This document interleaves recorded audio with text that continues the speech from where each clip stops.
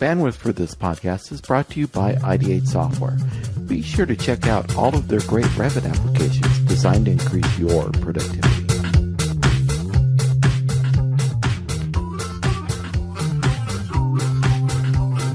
All right, we are ready to start BIM Thoughts, and you are ready to listen to BIM Thoughts, so this is a good time for us to do both.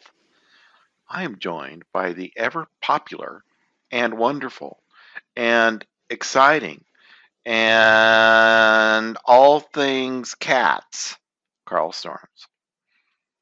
And we're also joined by the lovely, the wonderful, the all-knowing dynamaniac, Dana DeFilippi. I don't know. Carl might know more Dynamo than I do. Probably. Yeah. But who knows? He's just all knowing. I guess I gotta have my claim at something. You need to be infamous. I'm more all knowing like that guy behind the green curtain in the Wizard of Oz. You are more all knowing than the guy behind the green curtain. Do you have green curtains in your new house? I don't, although I have been thinking about getting one of the green screens that clips to the back of your chair. But I just haven't. Maybe I will do that on Boxing Day. Maybe you'll do that on Boxing Day when you take something else back. That's right. I'll get get something new. That's right. Get a 70% off sale. That's right. Because us Americans, we don't have Boxing Day. We just have Take Back Day. Yeah, it's like the 2 months after Christmas or something. They're giving you a lot of time this year to return stuff. They are. I bought a new Mac, believe it or not. And I have Why until Mac? January to return this thing if I don't like it. Like a MacBook, like a laptop? I have a MacBook Air, the new M1. Ooh, that is fancy. Do you AutoCAD on it? I can't AutoCAD on it. They have the AutoCADs for it. That's right. But you can't Revit on it. Unless you get the parallels and all the other things. Well, you know what? We're trying out a new thing, and I don't know if I wanted to say it yet, but I'm going to because that's what I do. We're trying out something called Parsec. This isn't sponsored by Parsec. Of course, if they're listening. Parsec or what? Yeah, Parsec. And what Parsec is, it's a remote desktop for gaming. So parsecgaming.com. Okay. And it's designed for gaming. So what does gaming and Revit have in common except for the use of it, but for the hardware and the software of it? Like work sharing? Is that what you're getting at? They're both GPU graphic intensive programs, right? Yes. You with me? Absolutely. So we went down a different route and said, what if we look for something to do remote gaming? Would that work for Revit? And so far, it's been looking pretty good as far as for making it work. Hopefully, in a couple weeks, they're going to have a new version of their Teams app, and then I'll be really excited. And if it's everything I hope it is for the enterprise stuff, the logging in, the installing, the configuring, and all that, if it's everything there, then we're going to have these guys on. That's pretty cool. And it's funny you said enterprise because Parsec is a unit of distance in the outer spaces. So it's Yeah, see how that all comes around? But anyway, for those early adopter BIM thinkers out there, take a look at the parsecgaming.com for remote desktop. They have a really cool website too. Well, and it's interesting because during quarantine, gaming has exploded. Mm-hmm. Right? I mean, I know that's like, I'm just looking at random things on here. It say a third of gamers say they play more during quarantine, for example. I mean, and obviously, it's not like you can go out to the bar or go bowling or whatever it is. But alcohol use is increased as well. Oh yeah. So we got alcohol, gaming. I mean, what could go wrong? So, but if you look at it in that standpoint, I'm sure that because of that and the funding that's going towards it, it's blowing up in terms of, just the trade in general. So that's very interesting. And no, I love to think this type of way. I've tried to get into stocks recently, and I've just been trying to be very forward thinking, like Unity, for example, went public. And just being forward thinking about things like this. And I think that's incredible that you're thinking like that in terms of a company and how you guys are running. Mm-hmm. So what else? How else are you guys doing things like this? Are you guys managing all of your things on the cloud? Like how are you making all of this work? Well, we're like everybody else in the world. We're doing a remote desktop or local laptops with graphics cards if they need to use the stinking SketchUp program that doesn't work with remote, and BIM 360 or Revit Server if they're doing RDP, depending on the So where does your content project. live? Our content lives in a veil. So everything is cloud. And Yeah, your but you got to be personal on no, you content. got to be on VPN in order to get to the content Okay. Okay, that's because interesting. a veil doesn't cache your content; it only caches your metadata. Very interesting.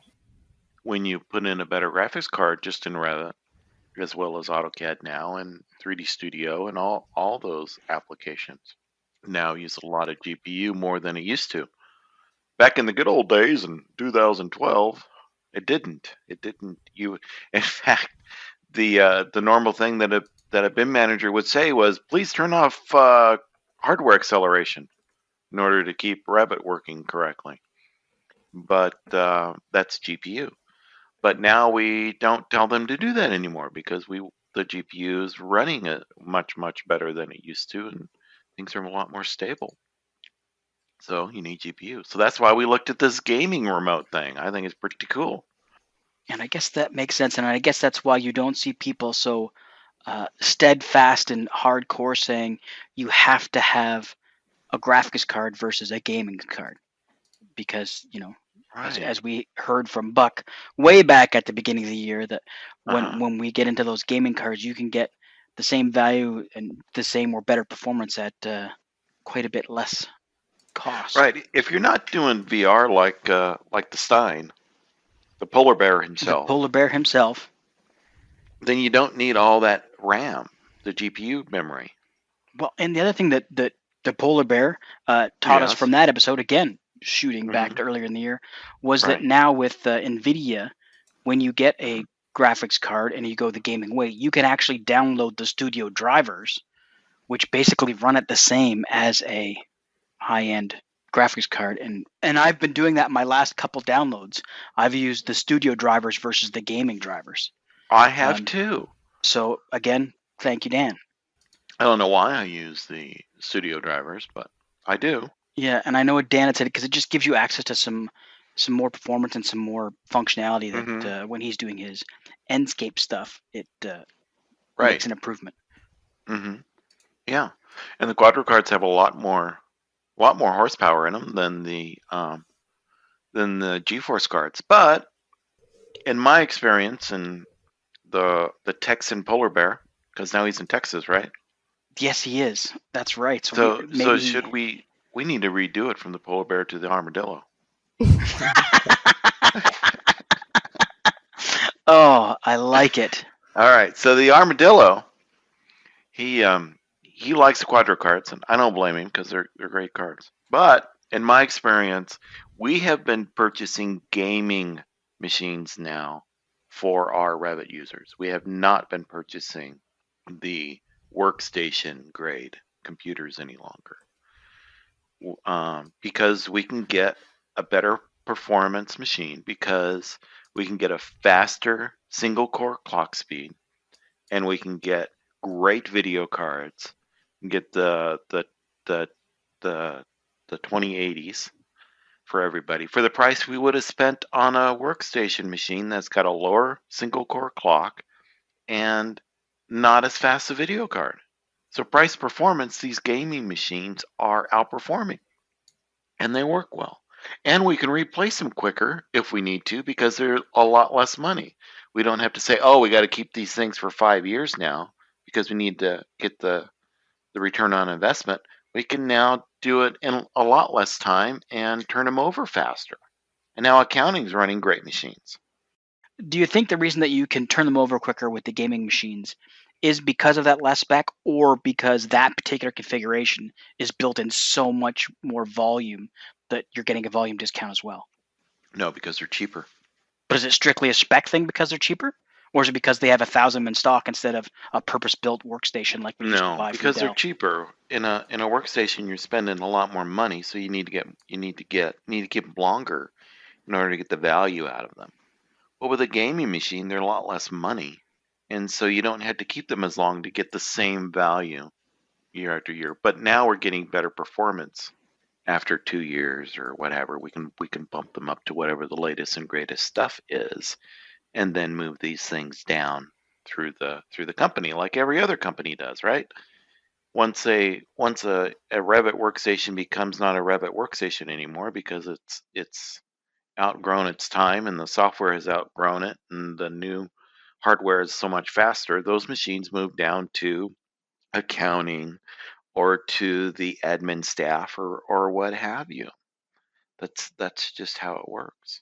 The only thing we really keep for a really long time on the Revit workstations now are the monitors. The monitors we don't upgrade those to newer, faster monitors.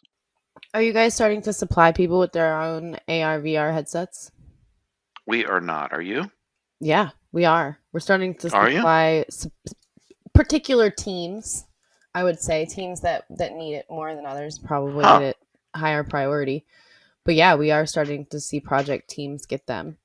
I'm sure the armadillo likes hearing that. It's definitely revolutionizing the way we were working, and really because we were so used to doing it in the office, it became a handicap when we were out of the office.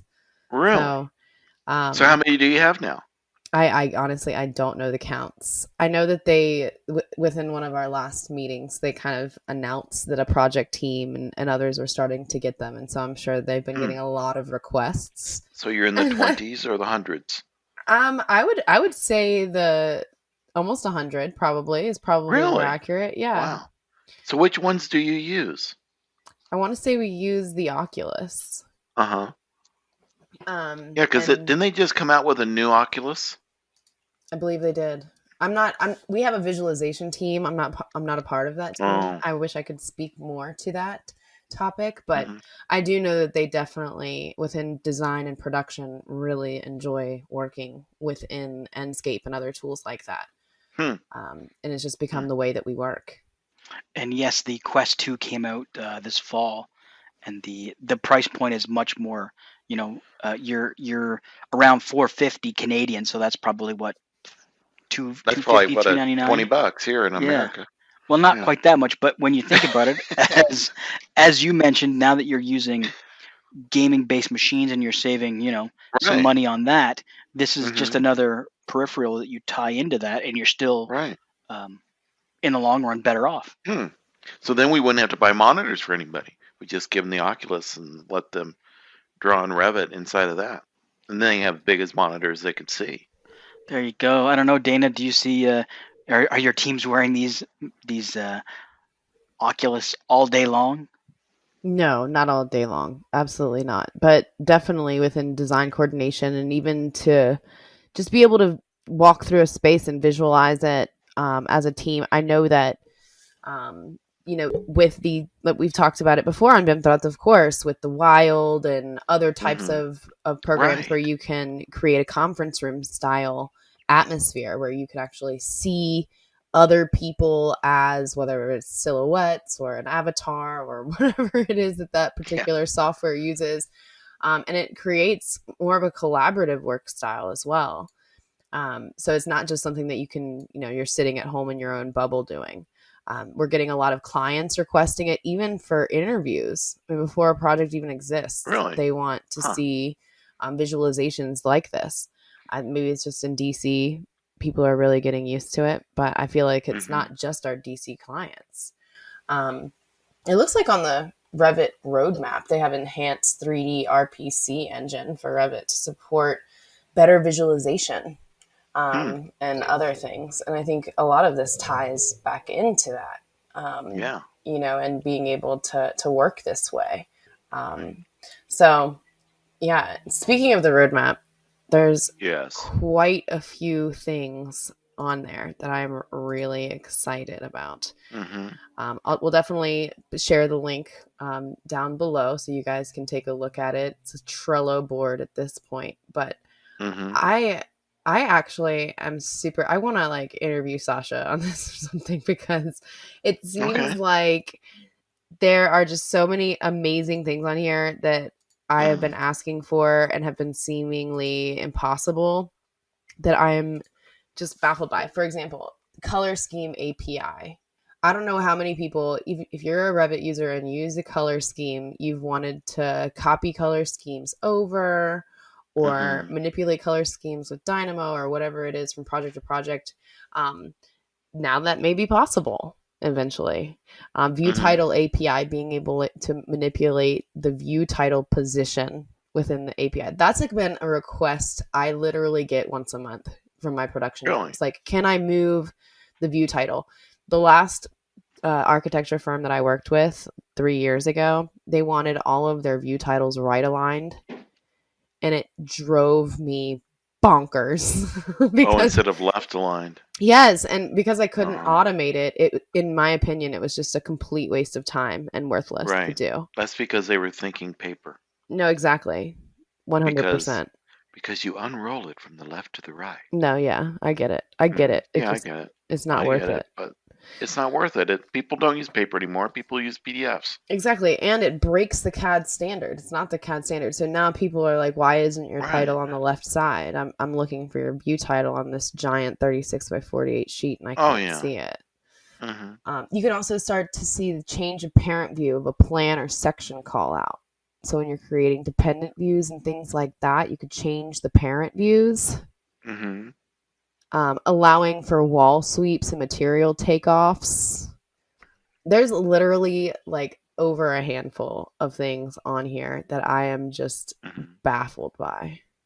Well, digitally you can put a lot in a hand now. Yeah, you can.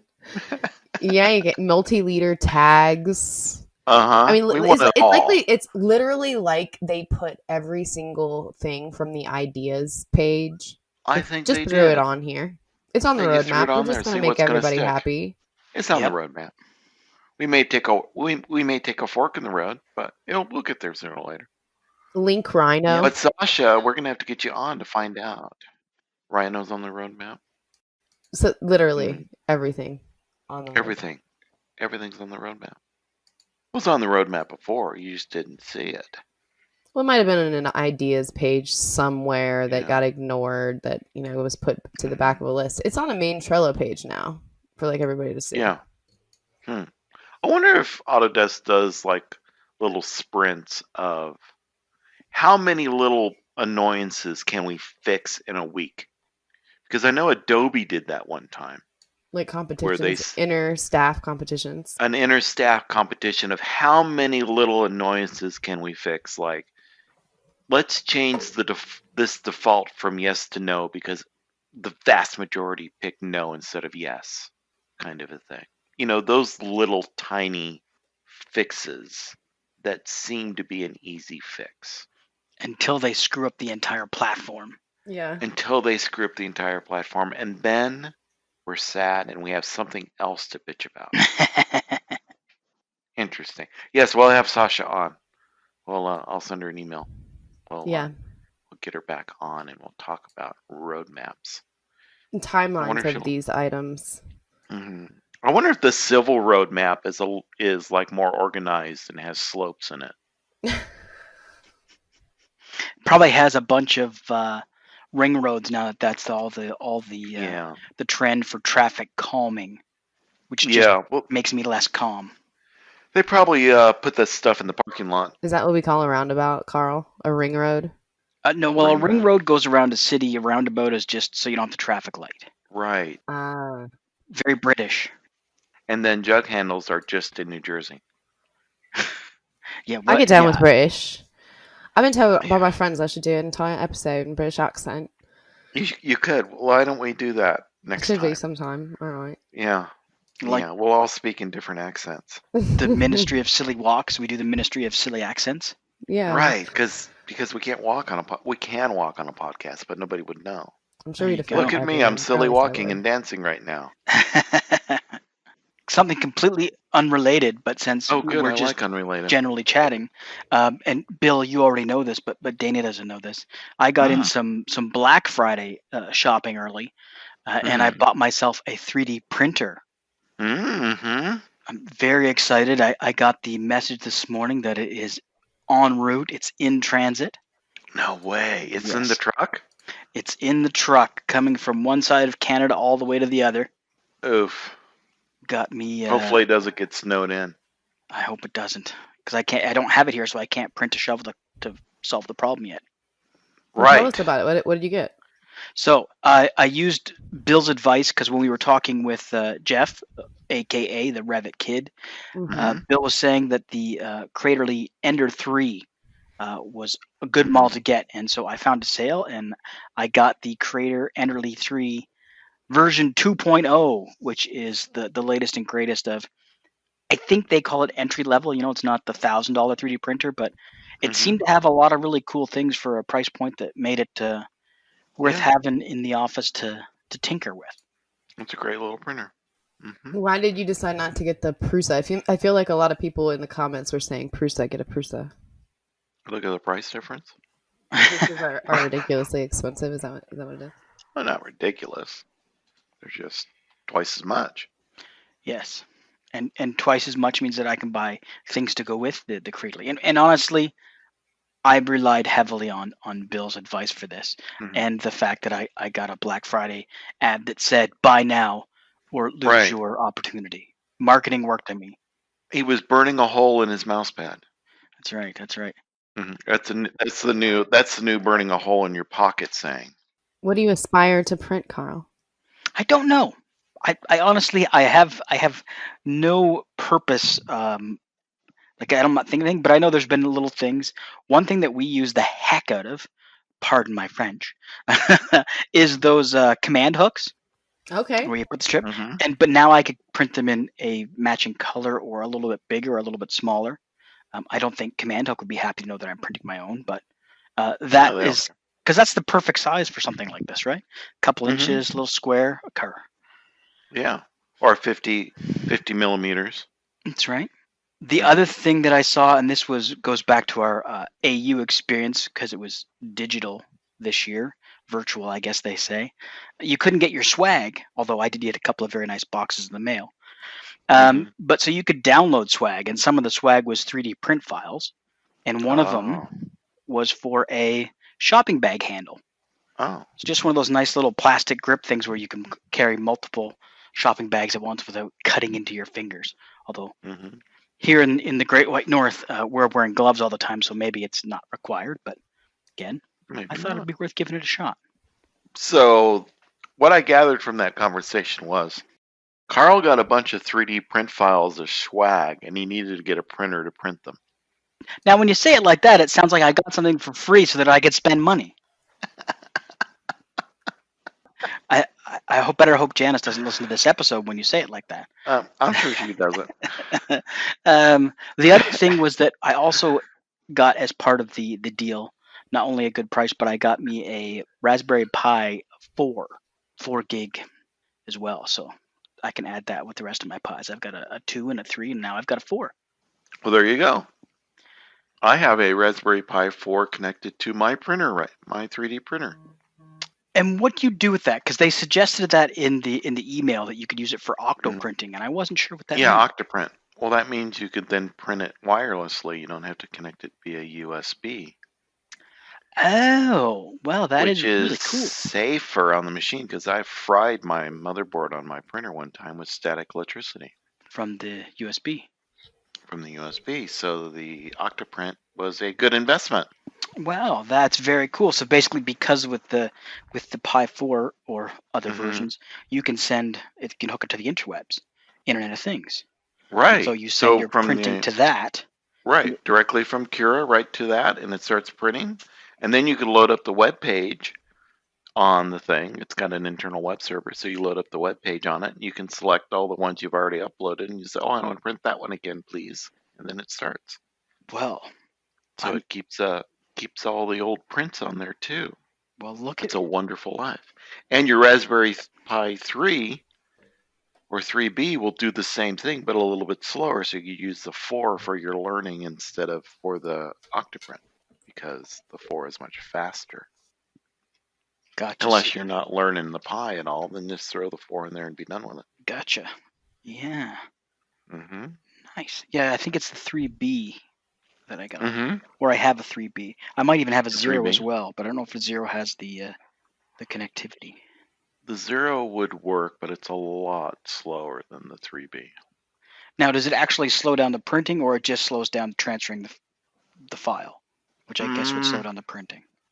No, the printing it may skip a little bit in the printing. Gotcha. Maybe. It would be like in the old days when you burn CD-ROMs, how you have to like leave your machine alone and don't even look at it, or you get a buffer underrun. Yep. It'd be like that, and you don't want ain't nobody got time for that. Ain't nobody got time for that. Similar to our weird tangent that we took here to get into 3D printing, but very cool. Yeah, 3D printing is fun. I have the IKEA pegboards. I can't pronounce the name. It starts with an S. And I have printed out a bunch of little holders for the pegboards for my workbench. I've seen those from Bill's workbench, where you put your restored and customized and modified Hot Wheels and Tinker Toys. No. Right. Tootsie Toys? Is it Tootsie Toys? That's right. Up there. And it looks very nice because your workbench in your area is very well organized. Well, I don't know if it's organized, but it's clean on the wall. Yes. I have run out of square footage in my workshop / office, so the wall has become the place to store things. Luckily, in fact, my wall is actually taller than the floor because I have big vaulted ceilings. So yeah, things go way up high now in the roly-poly sky. I think I kind of want to get a CNC cutter. A CNC cutter, that would be fun. A lathe. I would love to have a lathe. Way cool. I'm going to have this giant garage at my new house, and moving from a place in DC that literally I had no space to like lay down straight. It's going to be really fantastic to be able to have some tools like that. Very close in pulling the trigger on a Proxon lathe. Very close. But then I stepped on a wire from the wire wheel of the rotary tool, and it hurt. And I thought, yeah, that's what's going to be on the floor after using a lathe. They're super cool, though. In a past life, I worked at a custom cabinetry, custom door shop, and that was my gig. So I would draft up all of the things, and I would use the 2 big 3-axis CNC machines to cut everything out. Yes, I did the same thing when right out of high school. We had it's Japanese, starts with an S, big old CNC router. It had 2 moving tables on it, where you could put a 5x8 sheet of plywood on each table. And so it would move one table underneath the cutters while the other table was to the side, so you could unload and load that table. And then you'd get done when it got done with the other one and you're unloading, it would then move the other table to the other side and then move that table in and start cutting. So you wouldn't have that downtime of loading and unloading. Nice. And it had 4 router spindles and 4 drill bits, 4 drill heads on it so you could cut out 4 pieces exactly the same at the same time. That's pretty cool. We weren't quite that fancy, but we got to do a lot of cool stuff. We used to make a bunch of playground equipment. You know how all the playgrounds have the bright, colorful playground equipment? We would do a bunch of that for a local company. They would bring in their 3/4 sheets of multicolored plastic, and then we'd mill everything out with the CNCs, and it was sandwich plastic, so it would be like red on the outside and the inside would be yellow, so when you only went halfway through it would be a different color. Wow. That was a lot of fun. That's fun. Yeah. That would be fun.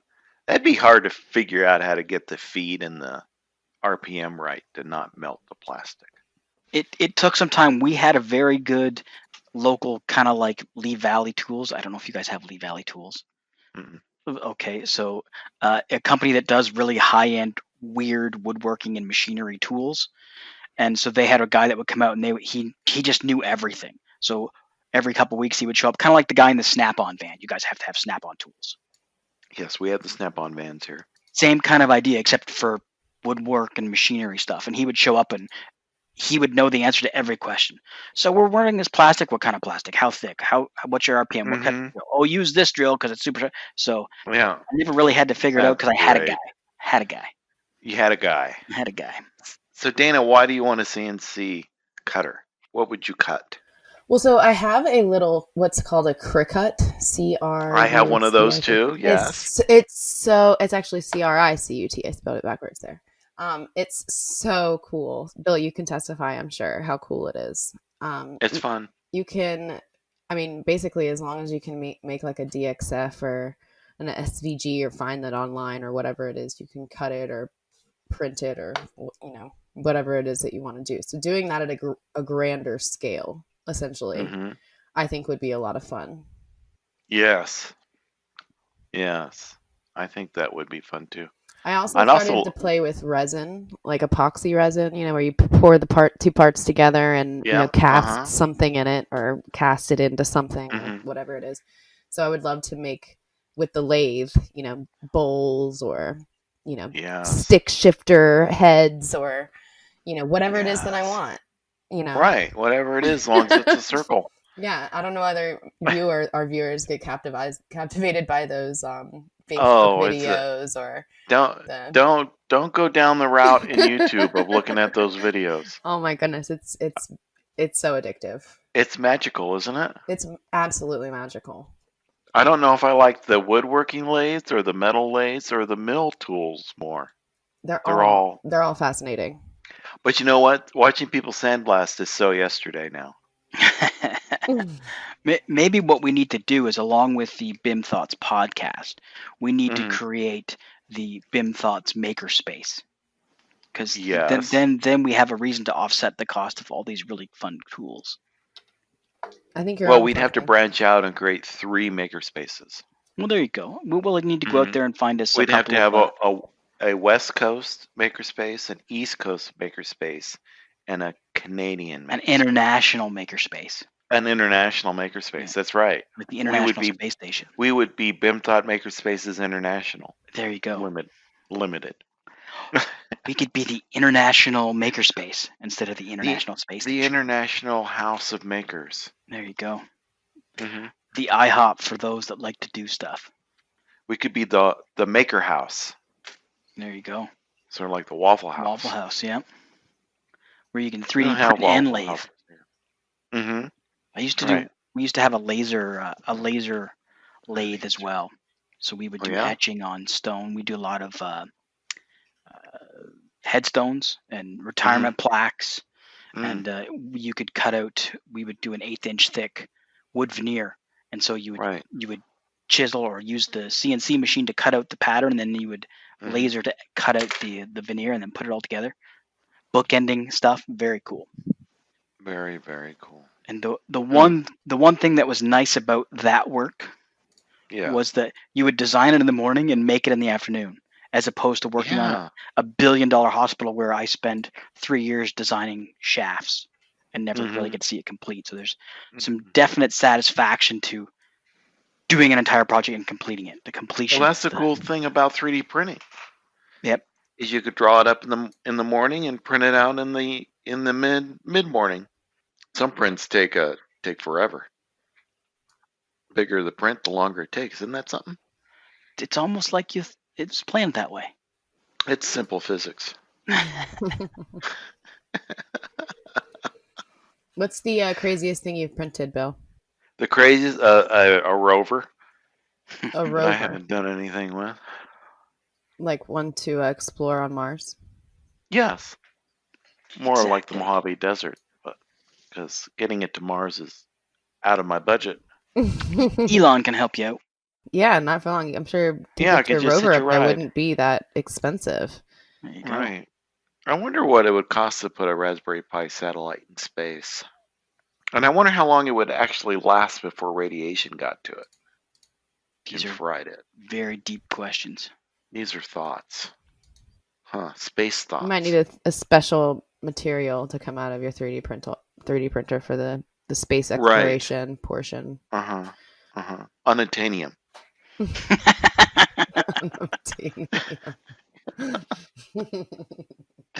Isn't that what Avatar? Oh, no, Wolverine is made out of unobtainium or something like that. It's not unobtainium, but it's very close to that. Yeah, it's unattainable. Yeah. It's from Canada, so that's all that matters. It's from Canada. That's right. So yeah, they sell it at a donut place. Yep, Tim Hortons. The Tim Hortons. They sell it Tim. That's what Tim Hortons donuts are made out of. Double, a 6-pack of Timbits and some unobtainium, please. Yeah, to go. Well, I'm driving down the road on my Zamboni. That's right. It must take forever to get anywhere. Yeah, but it's darn good on ice. But the street looks great. Wow. If I ever thought there was a good spot to end after an Aubin, it's got to be on the Tim Hortons Zamboni comment. It's got to be. Well, thank you everyone for coming along on our Zamboni journey, where we try to make the streets very, very nice up in the Canadas. Where the streets have no names, but you can play shinny all day long. That's right.